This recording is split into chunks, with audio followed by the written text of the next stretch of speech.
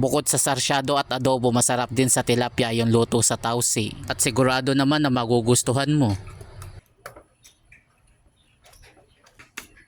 Sabi ng asawa ko, iluto ko na lang daw sa tausi yung nabili kong isda. Nalinis ko na nga rin pala yung isda. After kong malinis nga, nilagyan ko ng asin. Dinamihan ko na yung paglagay dahil kapag ka naluto yan medyo matabang. At saka ako binigyan ng kaunting masahe para sumiksik yung mga inilagay kong asin. Bukod nga pala dyan, nilagyan ko na rin ng paminta, yung powder yung ginamit ko. Binudburan ko ng husto, magkabila yung ginawa ko para lalong lumasa. Pwede rin naman kayong hindi maglagay ng powder na paminta, kahit asin lang malasa na yan. Yung paminta naman kasi pandagdag lang yan sa pampalasa, pero ang pinaka-importante yung asin para may alat. Imamarinate lang natin yan kahit ilang minuto lang. At habang nakamarinate pa yung isda, iniready ko naman yung mga gagamitin ko tulad ng kamatis at saka sibuyas. Dalawang kamatis nga pala yung hiniwa kong pahaba. Optional lang yung kamatis, kung gusto niyo maglagay pwede namang hindi. After ng bawang, sinunod ko naman yung luya, hiniwa ko lang ito ng pahaba. Pinainit ko na nga rin pala yung kawali habang nire-ready ko yung mga gagamitin ko sa pagluto dahil ipiprito ko muna yung isda. Yung tipong umuusok na yung kawali bago ako naglagay ng mantika para hindi dumikit yung isda na ipiprito. Kapag hindi kasi masyadong mainit yung kawali, asahan mo na didikit yan. Medyo toasted yung ginawa kong prito sa isda. After ko maiprito, hinango ko na yung 2 piraso. Hindi kasi kasya yung 3, magsisiksikan lang sila sa kawali. After nun, inilagay ko na yung 1 piraso. After ko maiprito lahat, isinalang ko na uli yung kawali. Yung pinagprituhan yun na lang din yung ginamit ko, hinugasan ko na lang. Kung nandito ka na sa bahagi ng aking video, paki-like and share naman para madami naman yung makapanood. Una muna natin gigisahin yung luya. Kapag lumabas na yung aroma, pwede nang ilagay yung sibuyas at bawang, sabay ko nang inilagay. Continuous lang ako sa paghalo at nang mag-translucent na yung sibuyas at bawang, inilagay ko na yung kamatis. Gigisahin lang natin ng husto yung kamatis para lalong sumarap. Kapag nadurog na yung kamatis, ibig sabihin lutong-luto na yan. Sunod ko namang nilagay yung black beans o yung tausi. Hinugasan ko yan ng 1 beses para hindi masyadong maalat. Pero hindi ko tinapon yung liquid, nag-iwan lang ako ng kaunti, ilalagay ko pa yan kasi mamaya.